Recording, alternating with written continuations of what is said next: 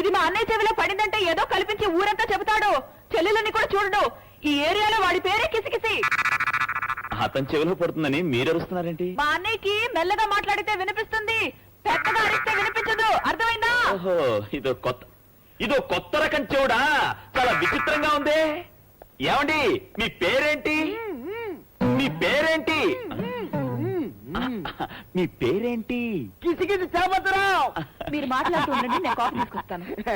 కూర్చోండి కూర్చోండి సార్. చదువుతున్నారా? చదువుతున్నారా?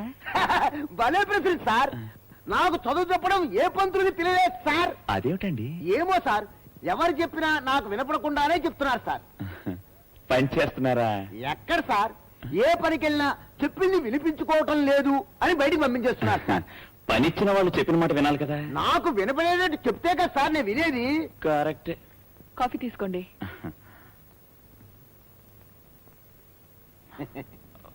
కాఫీ బ్రహ్మాండంగా ఉంది. కాఫీ ఇంత బ్రహ్మాండంగా ఉంటే మీ కాబోయే భర్త ఎంత అదృష్టవంతుడో. వినిపించేది మాట్లాడాలా? అలాగే.